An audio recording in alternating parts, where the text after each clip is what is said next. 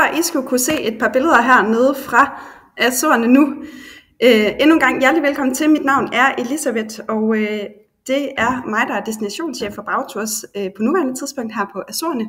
Jeg har selv haft base hernede de sidste 3 års tid, så jeg har masser, jeg gerne vil fortælle. Men jeg vil også gerne, hvis I undervejs har nogle spørgsmål, opfordre til, at I ude i højre side under chatten lige får stillet, jeg tror endda der står Q&A, at I får stillet nogle spørgsmål, hvis der er noget, I bliver i tvivl omkring Azorerne.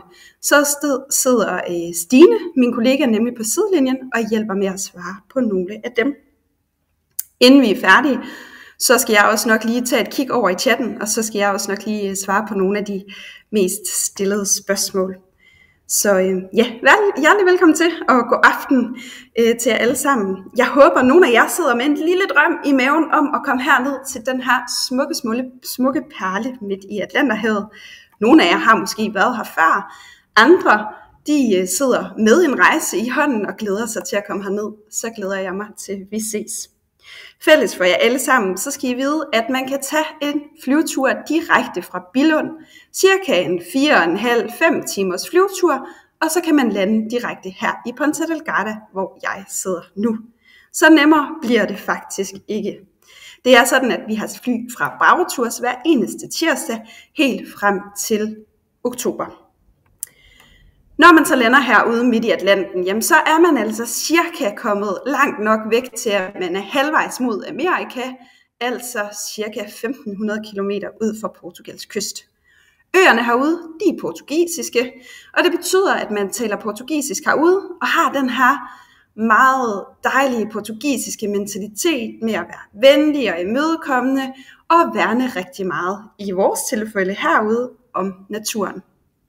Alt den her skønne natur, som spreder sig ud på de her 9 øer, I forhåbentlig kan se et billede af lige nu, jamen det er opstået ved hjælp af vulkansk aktivitet nede fra havets bund. Der er kommet 9 øer i alt, og de ligger med cirka 520 km fra hinanden, de der ligger længst væk fra hinanden. Hovedøen, som I kan se, hvor der er den røde prik, og der står Ponta Delgada, det er her, jeg sidder nu, og det er også her, at de fleste turister kommer til for at opleve. Den kan se sådan her ud på en solskinsdag, hvor alle de her vulkaner igennem millioner af år har skabt en helt fantastisk natur, som er præget af større eller mindre vulkankrater. Øen her er også grøn og frodig året rundt, så det er altså ikke helt uden grund, at de lokale hernede kalder den for den grønne ø. Og grunden til, at øen her kan være grøn og frodig året rundt, det skyldes det helt fantastiske vejr, vi har hernede. Nogle af jer har måske allerede hørt, at det er lidt særligt hernede på Azorerne. Man ved ikke rigtig, hvad man kan forvente sig, men jeg kan give jer et par retningslinjer i forhold til, hvad I måske kan forvente jer, hvis I kommer herned i løbet af sommeren, og faktisk til og med september. Vi har nemlig normalvis hernede om sommeren omkring 30 grader. I kan altså aldrig forvente de her 45-50 grader, som man møder mange andre steder i Sydeuropa hen over midtsommeren. Til gengæld sådan tilpas 30 grader, lidt høj luftfugtighed, der gør, at det altså også i aftentimerne er super skønt hernede, med omkring en 22 grader. Men der er ikke 2 dage, der er ens, så nogle dage så har vi blå himmel, nogle dage er der lidt skyer på himlen, og der er alt der imellem. Havtemperaturerne de bliver varmet op, jo formentlig for grund af den her høje luftfugtighed, vi også har. Og derfor så skaber det altså en havtemperatur hen over sommeren, også helt frem til september med 24-25 grader. Det betyder altså, at det er dejligt at tage en lille svømmetur i havet.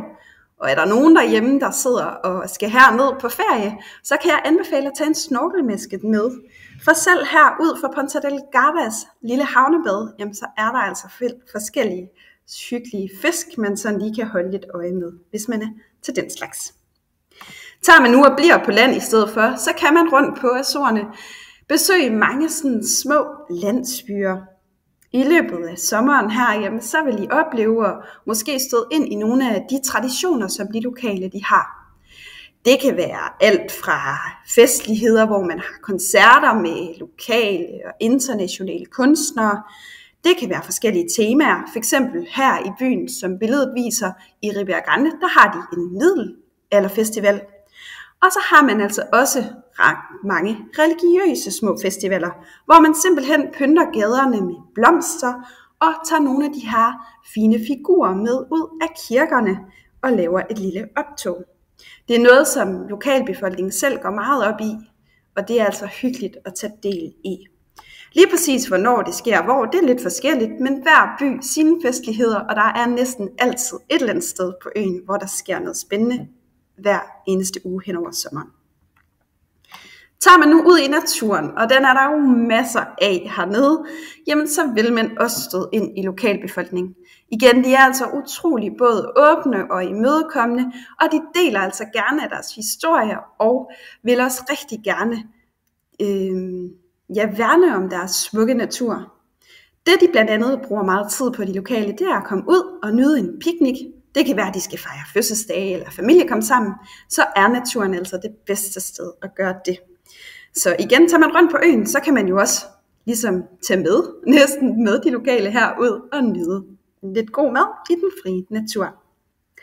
Bliver man nu inde i Ponta Delgada by, så vil I kunne spacere en lille tur ned langs havnepromenaden, hvor I vil finde, ligesom jeg har taget et billede med af her, forskellige hyggelige udsmykninger på havnefronten fra nogle af de sejlende, der kom til.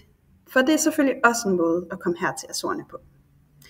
Der er sågar også havnebadet herinde i byen, som man gratis kan benytte. Og så er der altså også nogle hyggelige små restauranter og caféer ude langs vandkanten, som jo selvfølgelig også bliver meget populære her hen over sommermånederne. Men hovedbyen byder altså på meget mere end bare havnefronten. Man har de mest fantastiske botaniske haver. Her er et billede fra et af dem, nemlig af det her store gamle gummitræ, som rigtig mange synes er så fascinerende.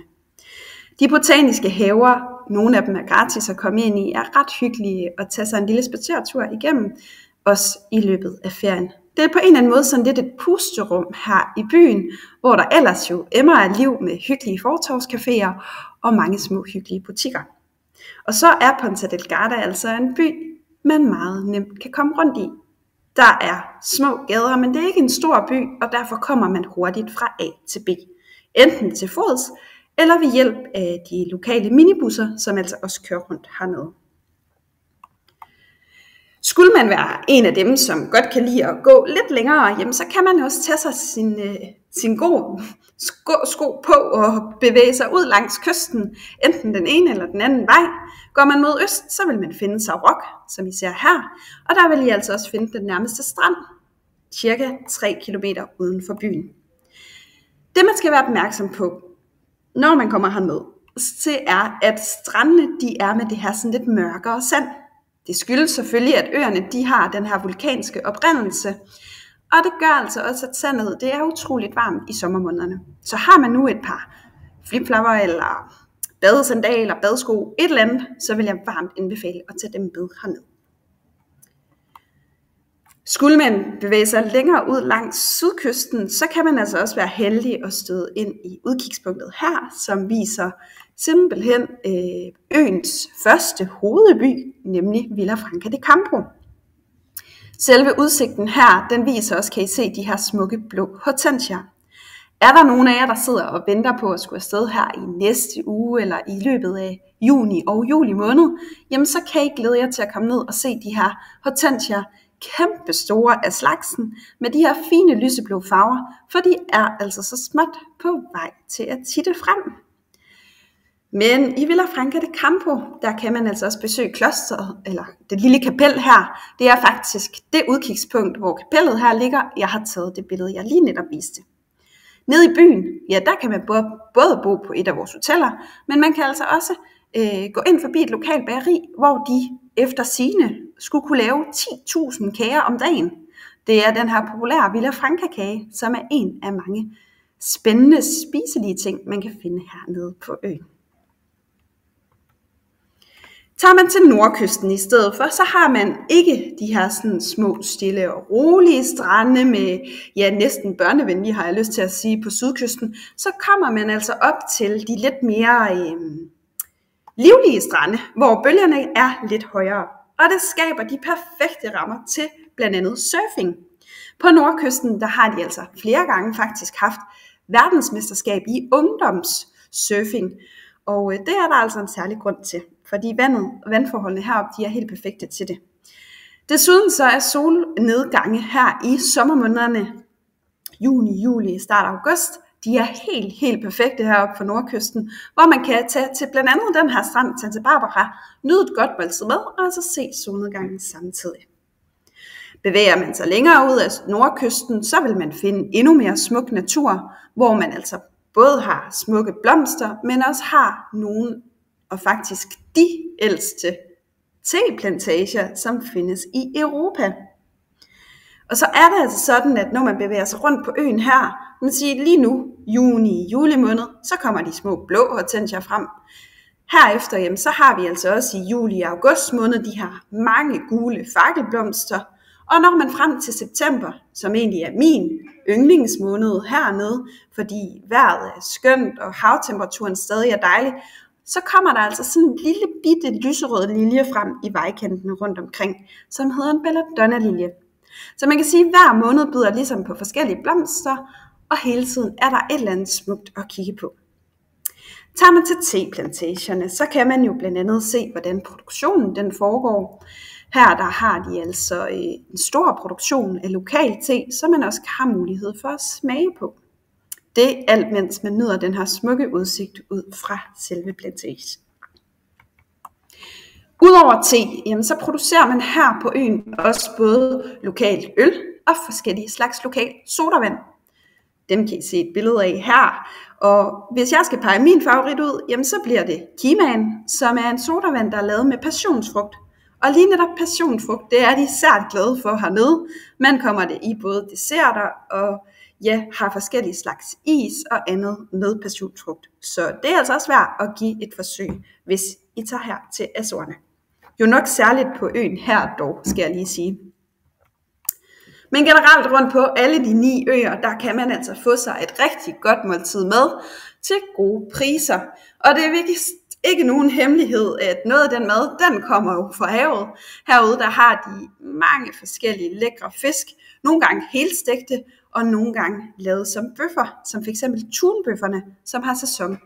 Helt fra nu og frem til slutningen af september, så fanger man altså frisk tun, og det er en af mine favoritspiser. Så der kan jeg godt anbefale jer et par gode restauranter at komme ud og spise på, hvis at I har brug for det. Det man også skal huske, det er ret autentisk hernede. Det er ret pænt og rent.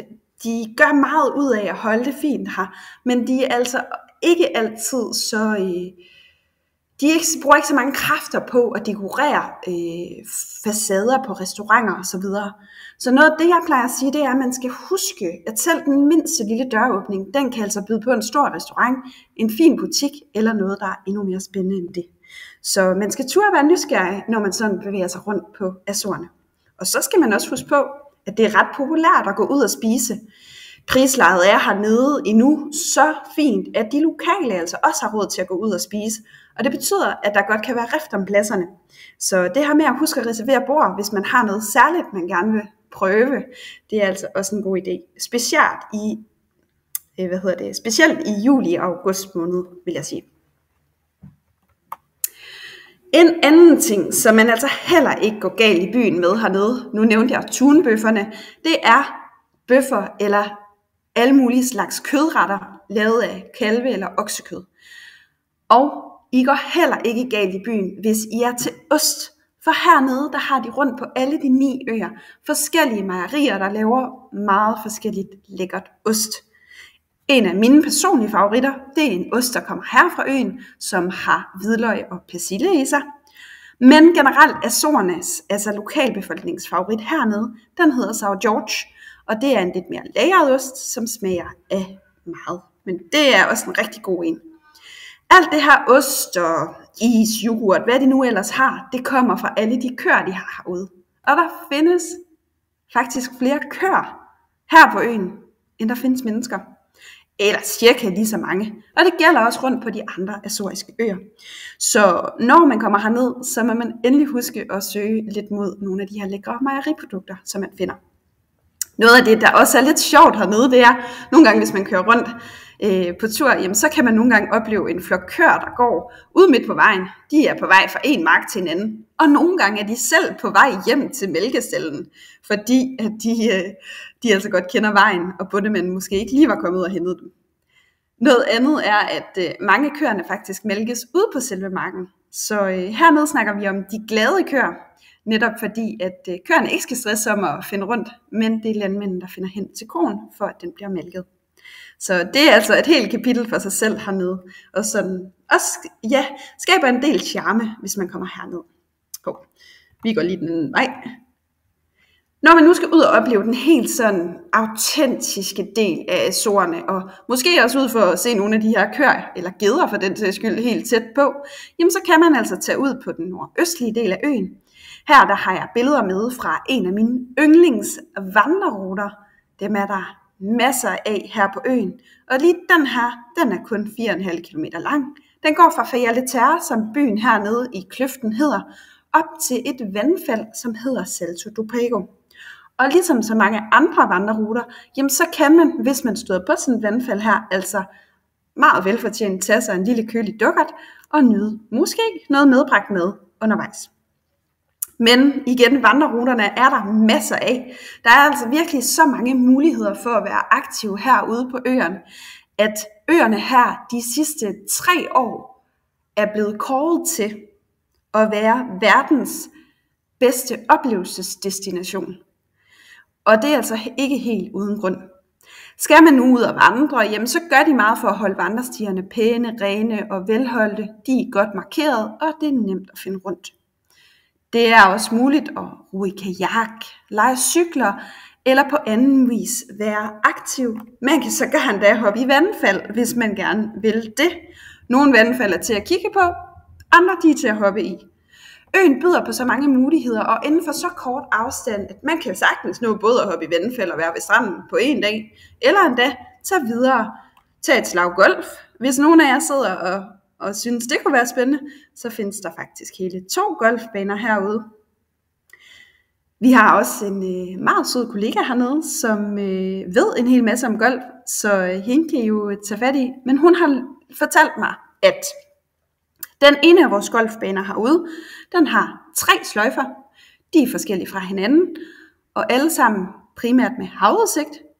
Tager man til gengæld til Furnas golfbanen, så er man lidt mere inde i et skovområde, og der har de i alt 18 huller. Så for de golfinteresserede, så har vi altså også lidt spændende at byde på herude.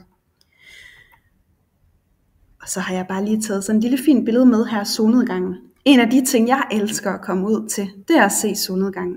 Man kan gøre det mod vest, man kan gøre det i nord, man kan gøre det mange steder, men det er selvfølgelig noget af det, I skal forsøge at søge rundt og finde på egen hånd.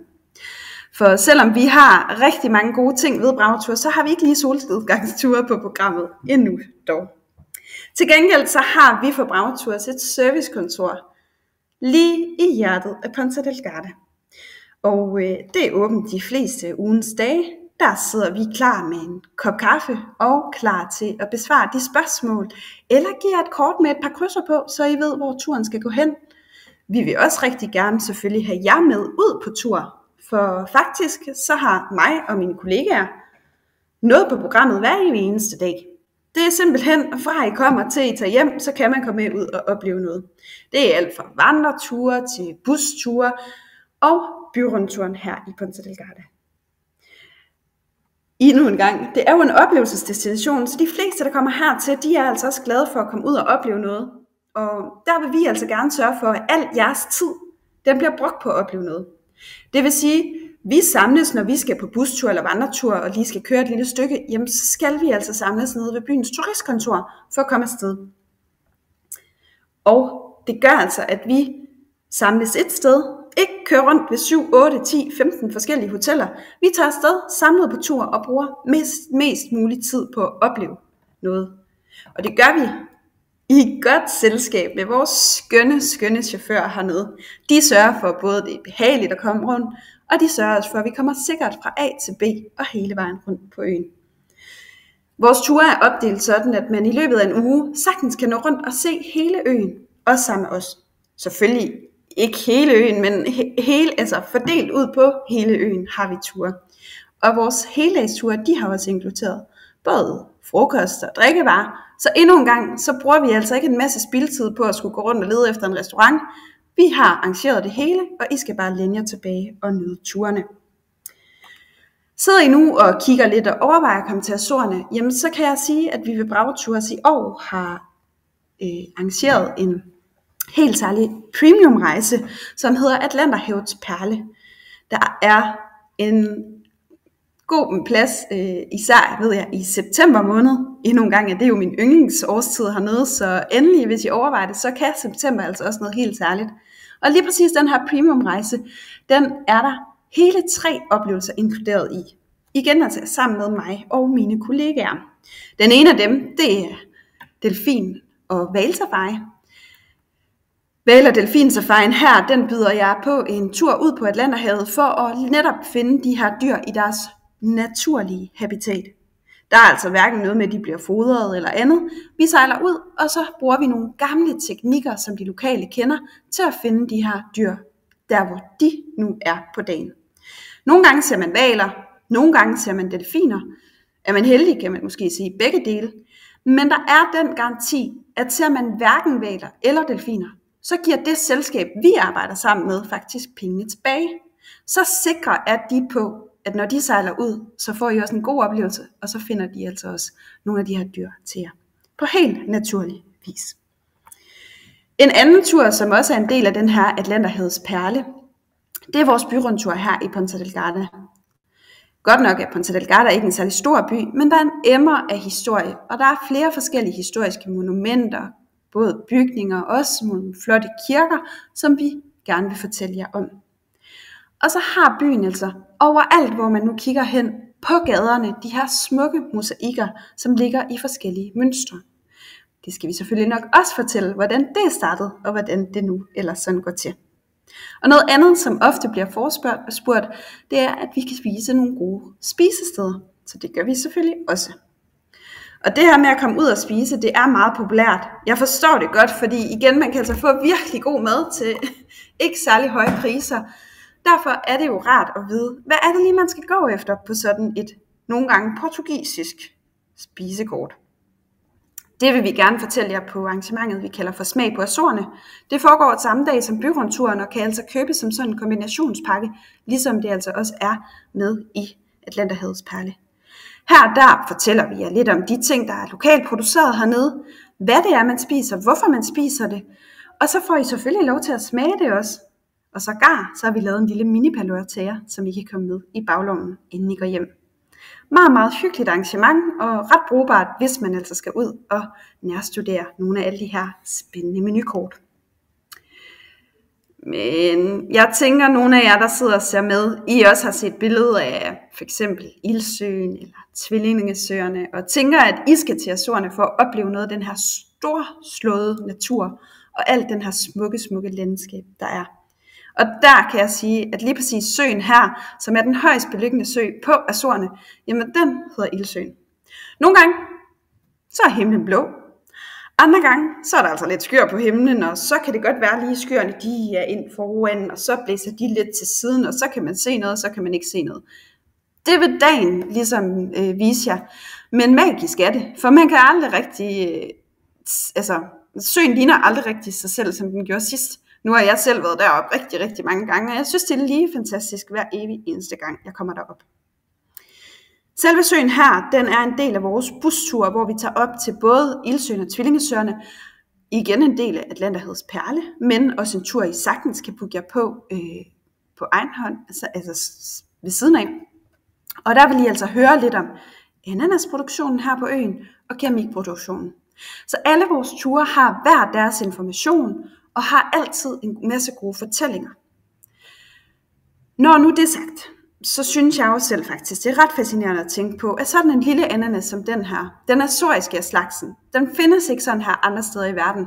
Den er så sød og så lækker, og det er den blandt andet måske, fordi det tager hele 2 år om bare at få én færdig frugt. Desuden jamen, så kan man jo også lade sig fascinere af, hvordan tallerkenen her ved siden af er håndmalet af lokale kunstnere. De er utrolig dygtige til det her med keramik hernede, og det vil I jo se på mange af gaderne hernede også. Det allermest populære sted her på øen, det tror jeg, det er Tvillingesøerne. Og det er altså også en del af den tur, hvor vi tager jer med til Ildsøen, ud til Ananas Plantation og til keramikfabrikken. Men der er mange måder at komme her til Ildsøen på. Til Tvillingesøerne på.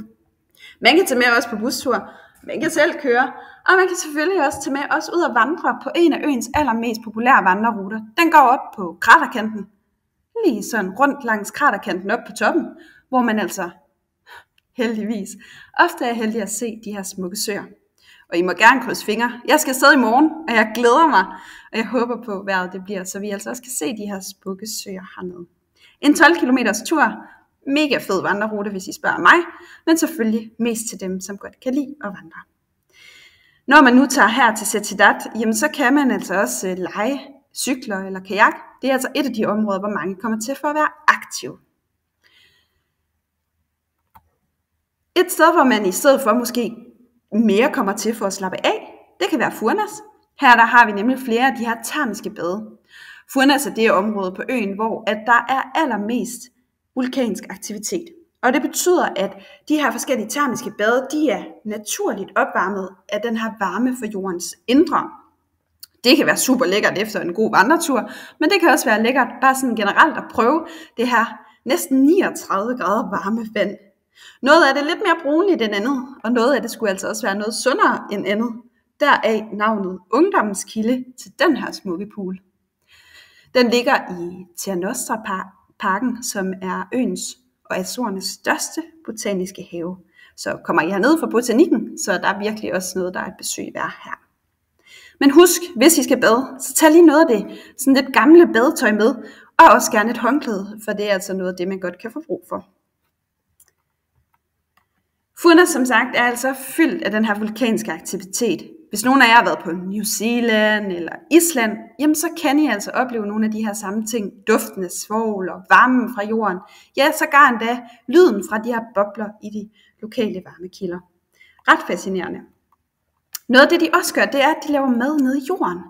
De er simpelthen dampkoger med. Det, der er på tallerkenen her, det er alt sammen tilberedt i en af de gryder, som de unge mænd her er ved at trække op. Og det er jo ret fascinerende egentlig, at man kan udnytte den her varme på så mange forskellige måder. Det er simpelthen også sådan, at som jeg sagde tidligere, jamen, hver tur, hver sine fortællinger, der er ikke to ture, der er ens. Men det, der er fælles for turene, det er, at der er mange spændende ting på programmet. I har en dansktalende rejseleder med jer, så vidt I selvfølgelig tager med Bragtours på tur.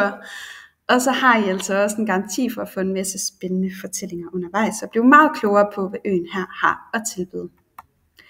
Hvis I nu ikke har noget behov for, at det skal være dansk, og I egentlig heller ikke har noget behov for, at det skal være komforten af en stor bus, så kan man altså også tage med de lokale ud på jeeptur. Det skaber selvfølgelig nogle helt andre muligheder, da jeepen er noget mere fleksibel, og den kan altså tage rundt steder, som busser aldrig nogensinde kommer. Så også en fed måde at komme rundt på, men det er noget, jeg godt kan anbefale at booke i forvejen. Til alle de her aktiviteter skal jeg lige slutte af med her og sige, at så er det jo også rart at have et godt sted at bo. Kigger I nu ind på Bragtours hjemmeside, så vil I se mange forskellige muligheder for gode hoteller. Jeg vil egentlig ikke sige, at vi har noget, som halter hernede. Man får, hvad man betaler for, og det er klart, jo mere man betaler, jo mere luksus kan man forvente. Men de her helt almindelige standard gode hoteller, som f.eks. Royal Garden, er altså rigtig store favoritter blandt vores gæster. Her der har man god service, man har både indendørs og udendørs pool. Man har sågar endda også de her meget velindrettede værelser, hvor man faktisk også finder en Nespresso-maskine, som simpelthen står klar til, at man kan lave en kop kaffe og nyde den på balkonen. Skulle man nu have lyst til at lave mere end bare kaffen, måske vil man gerne lave sit eget mad en gang imellem i løbet af ugen, jamen så kan man altså med god grund vælge Antillia. For lejlighedshotellet her, det ligger kun 350 meter fra det lokale marked. Markedspladsen byder på frugt, grønt, kød, fisk og sågar endda også en rigtig lækker ostebutik, som også har vin, lokal vin, ja, så der har man faktisk alt det, man skal bruge inden for gåafstand. Så ligger der lidt sådan tilbage fra havnepromenaden, det vil sige, at det ligger i rolige omgivelser, men der er altså stadig noget sjovt til hele familien, med stort skakspil, bordtennis, bordfodbold og ikke mindst også indendørs og udendørs pool. Er man nu flere steder, så kan den her meget komfortable sofa slås ud til en seng, og igen så kan man altså boldre sig i poolen indendørs som udendørs. Sidst men ikke mindst vil jeg også gerne lige nævne Talisman. Talisman Hotellet, det er vores allermest centralt placeret hotel. Det ligger lige ned til Talisman Parken, og det er et af byens ældste hoteller. Her, jamen så har man ud over den centrale placering en ret god restaurant i underetagen. Og det er altså også der, man vil nyde sin halvpension, hvis man tilkøber det. Og der kan jeg bare sige, det kan jeg varmt anbefale, for det er virkelig god mad, de har. Man kan også tage og nyde en tur i poolen, som er helt nyrenoveret op på toppen af taget her på Talisman Hotel, hvor der også er en solterrasse. Udover det, så har man de her hyggeligt indrettede værelser på hotellet, i den her sådan hyggelige gamle stil. Byen her i sig selv er jo også hyggelig, og måske også lidt sådan i gammel stil, men har alle de her små hyggelige gader. Og sådan ser Ponta Delgada ud. Men er der nu nogen af jer her, der tænker, okay, den her ø, det ser fedt ud, men jeg kunne faktisk godt tænke mig at se flere af Azorernes øer, bare på en uge, så kan jeg lige slå et kort lille slag her for Rejseklubben. Rejseklubben, som er Bravotours, den 1. juli i år har øhop, jamen der har man altså mulighed for at komme rundt på 3 øer på en uge. Og det her, det er et billede fra øen Fayel. Der er meget få pladser tilbage, skal jeg sige, men skulle der være nogen af jer, der sidder og drømmer om det, så vil jeg også klart anbefale det. Skulle I nu vælge at blive her på øen, så er det mig og de her søde piger, som sidder klar til at hjælpe jer i løbet af ferien. Og jeg kan love, både på vegne af mig selv, men også på mine kollegaer, at vi glæder os rigtig, rigtig meget til at se jer på Azorerne her i 2025.